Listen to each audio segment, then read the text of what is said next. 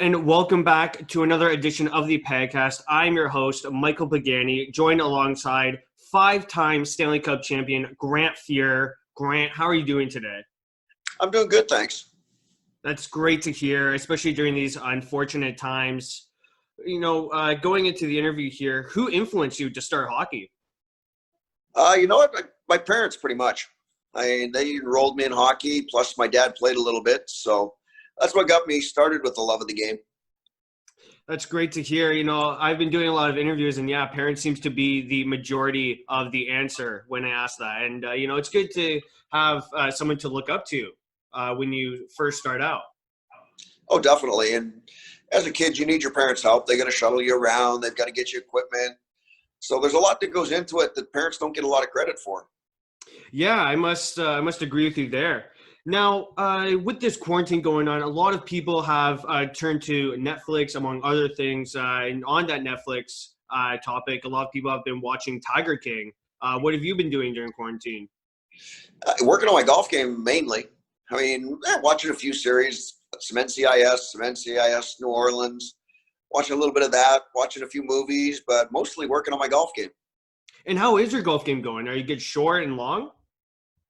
You know what? It's actually been pretty good. It's nice to actually spend some time practicing. I normally just go out and play, but with quarantine and everything, there isn't much else to do. So I've actually been able to put a little bit of work into it.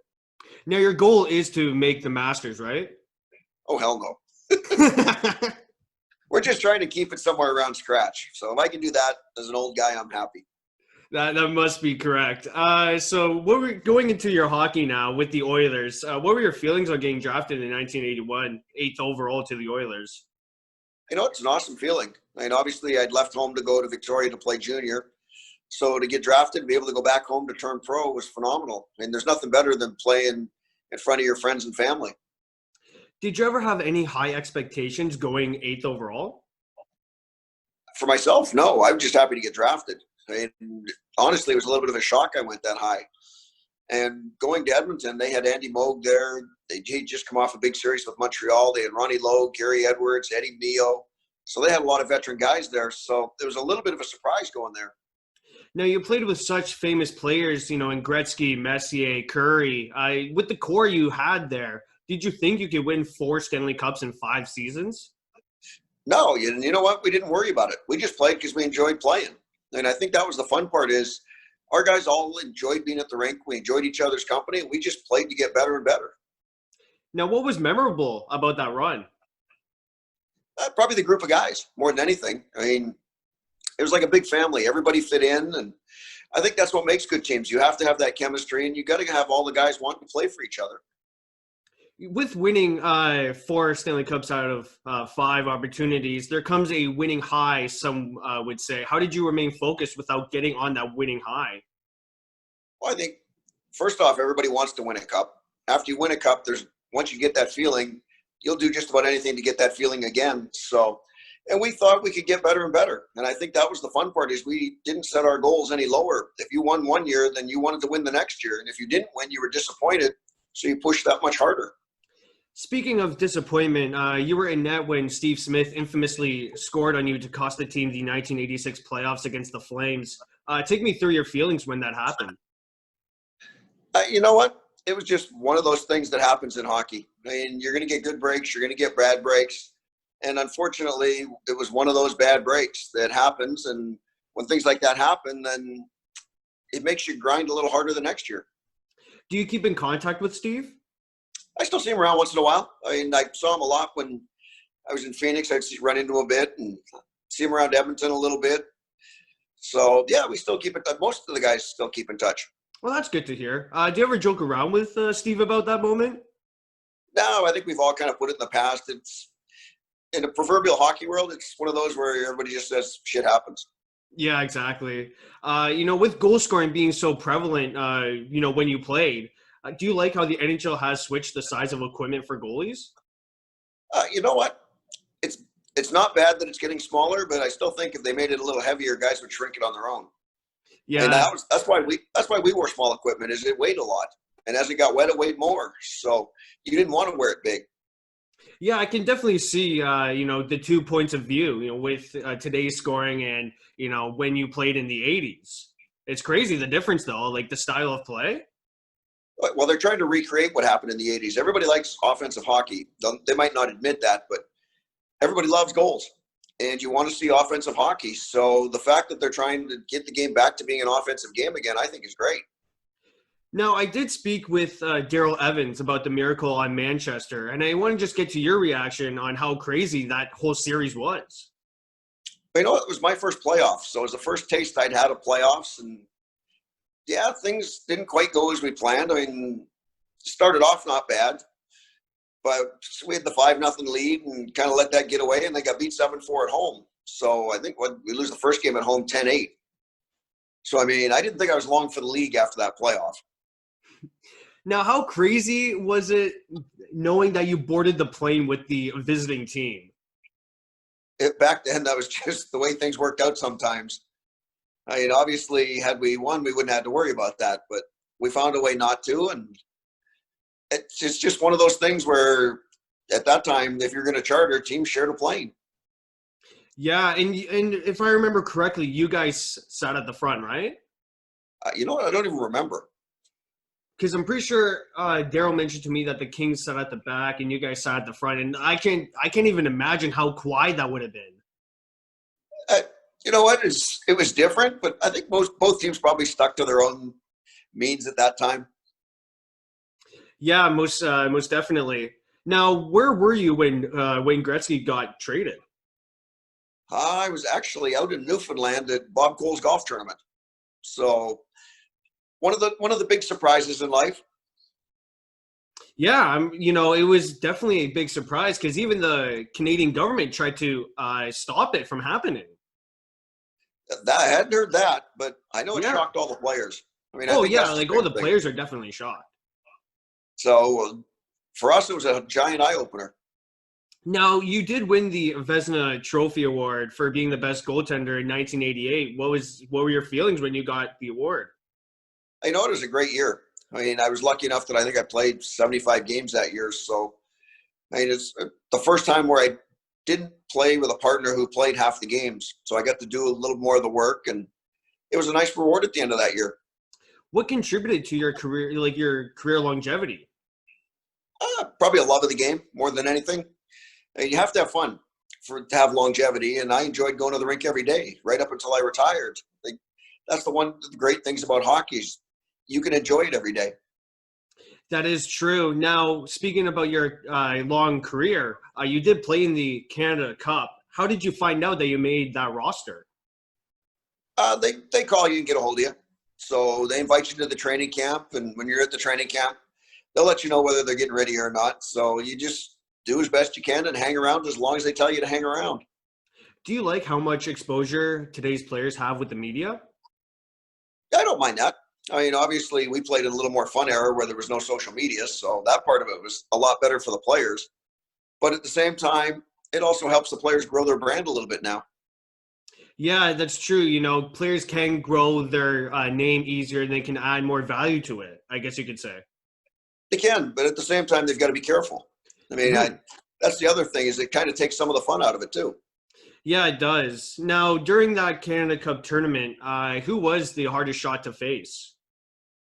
From the Soviets, probably would have been Valeri Kaminsky, and he seemed to be one of their best players. I mean, obviously the Krutov, Makarov, Larionov line was tough to play against, but at the same time, it was fun to play against. Now, how did the sellout crowds affect how the team play? Well, obviously, you're motivated when you're playing for your country, and to have a whole country behind you is a phenomenal feeling. How weird would it be, if you were to play in a game right now without the same electricity the fans were to bring? Because that's the situation we're headed towards. You know what? It's going to be different. I mean, I think that's the one thing is as kids, you played in front of nobody. So at that sense, you've done it before. But as a professional, it would be different. It'd be like training camp where you play in an empty building. Yeah, definitely. I must agree with you there. So what was the game plan against Russia? Because, they had so many future Hall of Famers. You know what? We just figured our best against their best. And at the end of 3 games, you're going to figure out who's better. So the fact that all the games were close, all the games were 6-5, just made for that much more excitement. Now, during that 1987 Canada Cup, it was a best-of-3 series. You guys fell down 1-0. How crucial was it going into Game 2 to win? Obviously, it was very important. I mean, I think that's the great thing about that team is we were able to dig down and win. I mean, yeah, it's still another 6-5 game, but we found a way to win, and that's what gets us to Game 3. Going into Game 3, the Russians scored 3 goals in 8 minutes. How did you make sure to stay focused? Because you were in a gotta-save-every-shot mentality. It happens sometimes. I mean, it happened a lot in Edmonton, too, where you get down a little bit early, but you also know that we had as much talent as we had, we were going to score some goals. So you just try not to give up that fourth one. So what was the locker room mentality after the first, if you remember? You know what? Nobody was in a mad panic or anything. We knew we would score some goals. We knew we were going to get better. We just had a little bit of a shaky start. Speaking of international play, the NHL didn't allow the players of today's game to go to the 2018 Olympics to participate. What are your thoughts on that? Well, obviously, you want to showcase the best players against the best players in the world. So I never got a chance to play in the Olympics, but I enjoyed seeing the guys play in the Olympics because you always want to see best on best. So I kind of wish they would let them play in the Olympics.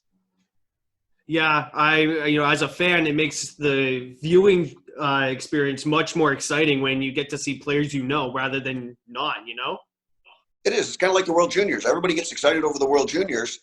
Well, the Olympics are the same deal, except with professionals in it. Yeah, exactly. But with the World Juniors, it's, every year, and the Olympics are every 4 years. So, the Olympics hold that much more value, in my opinion. Oh, no, I'd agree with you on that. And you want to see the elite athletes.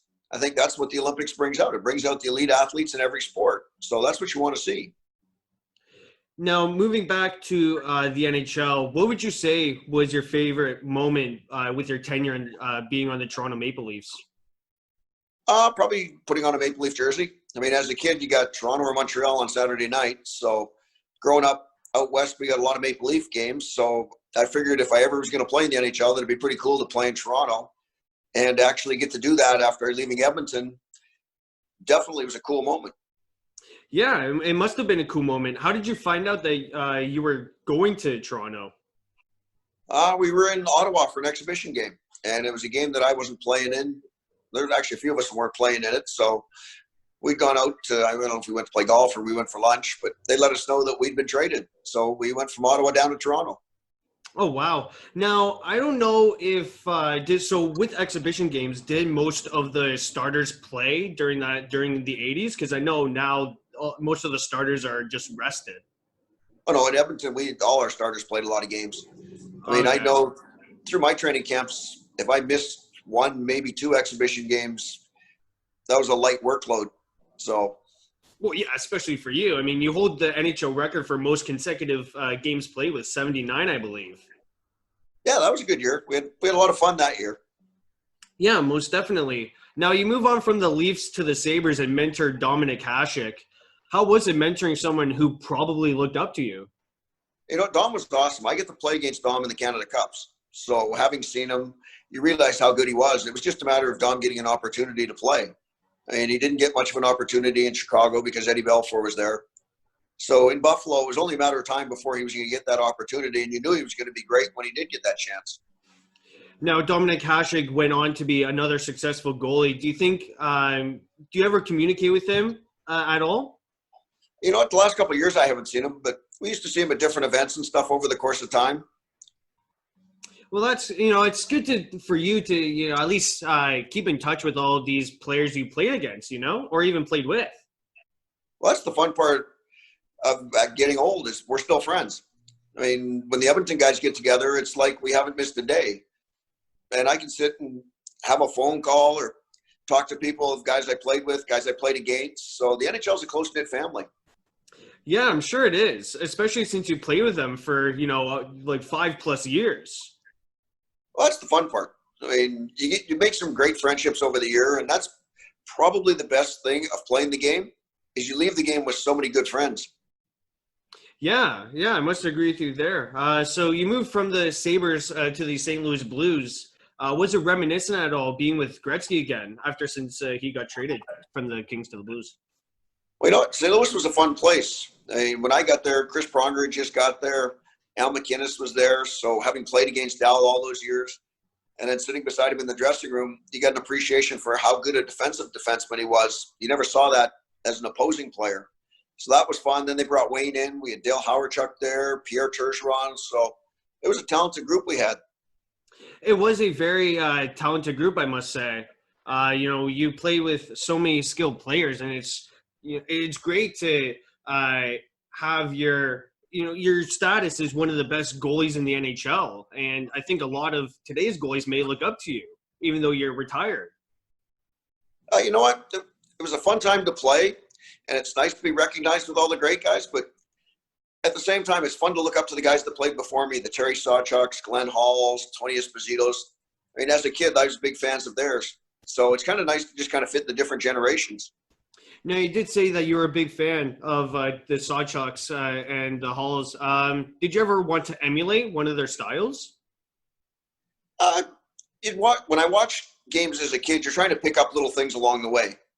I mean, whether you're emulating them or not, you look at things that look like they work and you try and add them to your game. Like right up until my last year, you're always trying to add something. So you're always trying to pick up off of different guys. Do you have any superstitions that you do pregame? No, I just played. That was the fun part. Now, I'm not sure if you know, but no goalies usually play 60 or 76 games. Do you ever think that backups today play a more prominent role than they did when you were around? Well, you know what?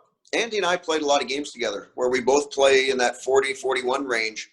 So the two-goalie system works well. And at come playoff time, you want to have a two-goalie system because if one guy gets hurt, you've got to have another guy that can step right in and play. So I'm a big fan of the two-goalie system. Yeah, and also, like Carolina had two goalie injuries in one game. So that it's such like a crazy situation when, you had an emergency goalie. You had to use that rule that was in play. It is. I mean, but that's the thing. Most goalies love to play more, but at the same time, you have to understand that it's important to have two guys that can play. I mean, if you look at Edmonton right now, they've got Mike Smith and Mikko Koskinen. So you have to have that two goalie system. Yeah, and also like with the two goalie system, you could also go deep in the playoffs, and you're more confident if your starter goes down with an injury. You are, or if he happens to run into a bad streak, you've got somebody who can step right in. And the big part is the players don't lose confidence. I think that's the biggest thing is they don't change their style, they don't change the way they play when the other guy steps in. Now, with the NHL being in such a weird position, they expanded to 24 teams. What are your thoughts on this whole process? I'm going to be interested to see how it plays out. I mean, I still haven't quite figured out the 24-team deal, but at the same time, it's going to add some interest. I mean, it's going to throw some teams into the mix that probably wouldn't have been there otherwise. Yeah, I don't have an Edmonton hat, unfortunately. It's actually stuck in my dad's house, but the Oilers are facing the Blackhawks, and the Blackhawks weren't even originally in the playoffs. So it should make for a great series because you got Jonathan Toews and Patrick Kane on one side and Leon Draisaitl and Connor McDavid on the other. That's going to be a good series. That'll be an offensive series, which will be a lot of fun to watch. But it's opened the door for a few teams that actually wouldn't have been there otherwise. Yeah, it's given almost the opportunity, until the points really got spreaded away to some teams, like you said, that wouldn't have been originally in. And it would be fun to see how far those teams go. That's the part that's going to interest me is a team that's going to miss the playoffs all of a sudden gets put in. It could upend the whole thing where all of a sudden they catch fire and get hot. And you could have a team that would have missed win the cup. Because the qualifying round, as they're calling it, is only a best of 5. So if you got one hot goalie, then, the other team is in almost a screwed position. Oh, yeah. Well, you look at who's going to run into Montreal. Carey Price can steal a best of 5 series. So all of a sudden, you've got a top seed team going against a team that wouldn't have made the playoffs, and now you've got a hold of a bear. Yeah, and obviously you don't want to upset the bear, as they say. Because, Carey Price, we all know how good he is in the playoffs. Oh, yeah. When you get that, you got the Rangers. They've got the 3-goalie system there. They're all very good. They could all steal series. So there's a few teams that are going to run into that. And I think one factor that would make this even more exciting is that it's going to be one of the most healthy playoffs in recent history. Oh, everybody's going in reasonably healthy. I mean, you're going to have a couple of teams that have dinged up guys that didn't think they were going to make the playoffs that are all of a sudden in. But at the same time, everybody's going to be healthy. So the team that catches fire the quickest is probably the team that's going to win the cup. Now, speaking of playoffs, you were gearing up for a long 1996 playoff run, but it ended prematurely when Nick Kyprios ran into you and you tore ligaments in your leg. Did you know that you were out right as he ran into you? No, I wasn't really sure. I mean, I'd never ripped up a ligament in a knee before, so I figured that I might be able to come back and play in a couple of days, but it didn't quite work out that way and ended up a lot of work on the knee and a lot of rehab going on. Now, the NHL did release a top 100 greatest players and list, and you were fortunately able to make that list. How did you find out you made it? The NHL called, let us know. So obviously that's a great honor. You look at all the guys on that list, and just to be included in that group is very special. Yeah, it must be special because, you know, speaking of you have so many accolades that it's just amazing that, you know, to be recognized as one of the top 100 players. It's nice to be recognized, but it's more, the better part of it is you're recognized by your peers. I mean, now, that's the greatest thing. Yes, you know, being recognized by the peers who actually voted. I'm pretty sure that's how it worked, right? Your teammates, people around the league, submitted their votes, correct? As far as I know. Yeah, so it's also good that those people recognized how good you were. That's a nice topper on the end of your career. I mean, obviously when you're playing, it's all about the team and the team winning. So it's nice to get a little personal recognition afterwards. Did you ever face any adversity during your long career? There's always ups and downs and different things that go on over the course of a career. So, yeah, I dug myself some holes a couple of times. I saw a little bit of racial diversity when I hit Buffalo. So you see different ups and downs. It's just a matter of you try and stay above that. Now, speaking upon that racial diversity that you just mentioned, with the George Floyd riots, protests being present at this time, and Akeem Alou writing that eye opener of an article in the Players Tribune, how did the racial, affect you? See, I was very fortunate playing in Edmonton, playing in Canada. A lot of it was they looked at you as a player first and foremost. So I didn't run into a whole lot of it till I hit Buffalo.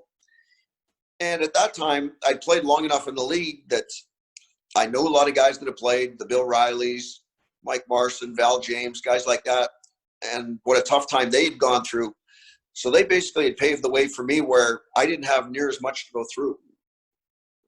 Okay. Did you ever read Akeem Alou's story? I did read it. Now, are you? Oh, sorry. Go ahead. No, go ahead. Okay. Are you able to relate to it on any level? You know what? Racism's always been around. I mean, as far back as 30s, 40s, 50s. The fact that it's still there, I think, means society's kind of gone a little backwards the last few years. And it's unfortunate. It shouldn't be in sport. Shouldn't be in society. Yeah, and it's definitely it's a terrible topic, and something needs to be done in order for us to progress as a society, progress as a team, moving forward into the future. Well, I think society will progress eventually, and it's going to go through some rough bumps and such. But sport should progress faster than that. I mean, there's no place for it anywhere in sport. Speaking about this topic, you did set a lot of firsts for Black NHL players because you were the first Black NHL player to win the Stanley Cup and be inducted into the Hall of Fame. What are your reactions on having that accomplishment? Obviously, it's a great honor, but I look at it as more of an honor of representing guys like Willie O'Ree and all the guys that played before me. And I think they laid the groundwork for it.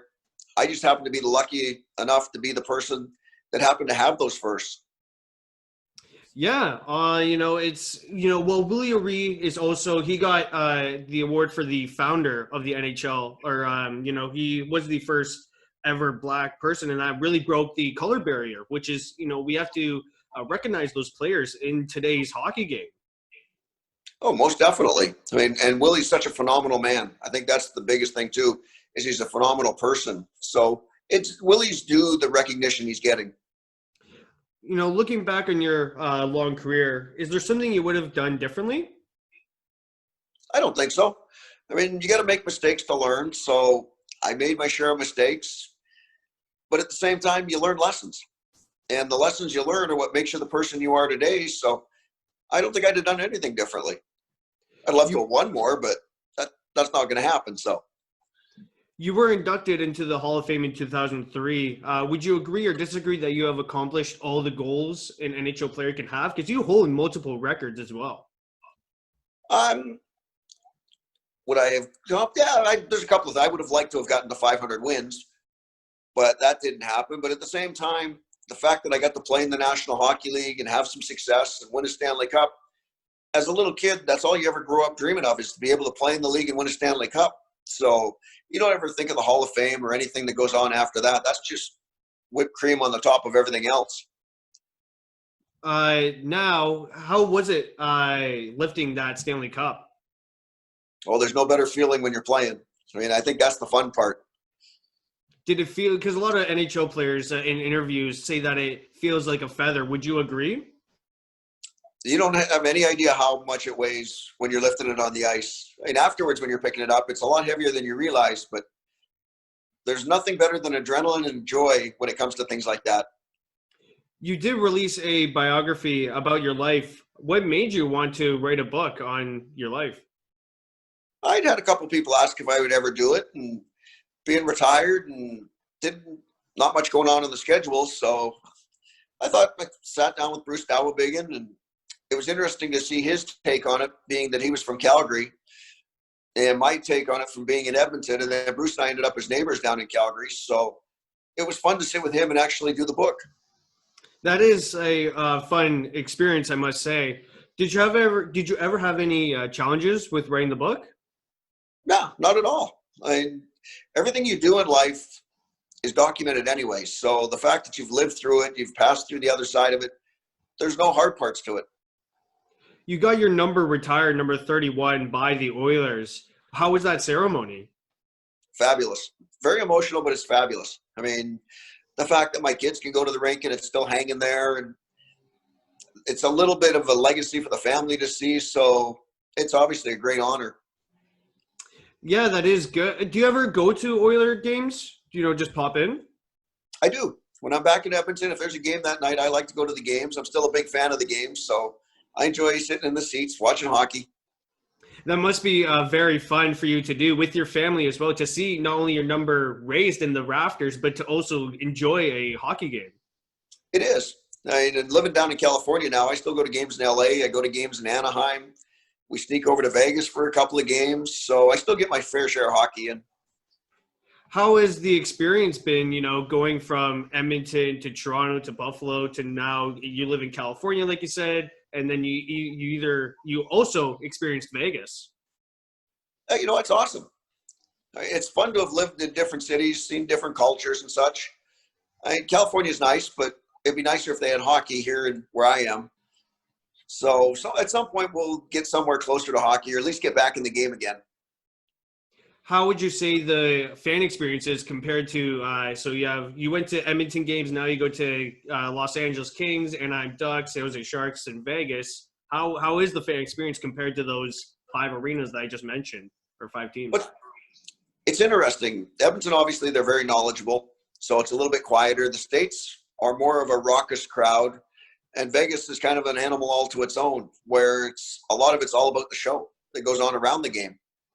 How have they? Because I've heard that like the pregame shows are just phenomenal for Vegas, and obviously you've been there. So how are the pregame shows? They're phenomenal. I mean, if a person hasn't seen it, it's worth going to see because it is such a great production. I must say. Have you ever been to as a fan? Have you ever been to a Vegas playoff game or a California playoff game? I've been into Anaheim for a couple of playoff games. I've been up in LA for a playoff game. I've yet to make it to Vegas for a playoff. I was in Vegas during a playoff game, but didn't end up going to the game. Oh man, I must because Vegas they do a phenomenal job whether it's in the regular season or playoffs. I'm sure it would have been great for you to see a playoff game down there. Oh no, the atmosphere around the city was phenomenal. I mean, it was. I think it was more fun taking that in than it would have been taking the game in. Is the atmosphere was great. Now, would you say that in Vegas that they partied on the streets near the arena? Well, they definitely have a full-on viewing experience. We'll call it that, where they have a lot of fun around the game. That's really cool. That's really cool to hear. Now, moving into our last question here, do you have any aspiring advice? Do you have any advice for aspiring goaltenders that may look up to you? I think the biggest thing you have to do is have fun every day. I mean, there's going to be bad days. There's going to be good days. So it's trying to stay on an even keel. And I think that's the hardest part for a goalie is to just be in an even keel where there's not too many ups, there's not too many downs, and you just play. And I think that's the biggest thing you can do because it gives your teammates confidence. All right. Well, I'd like to thank again Grant Fuhr, 5-time Stanley Cup champion, for joining me on the podcast today. Thank you again, Grant. It's my pleasure.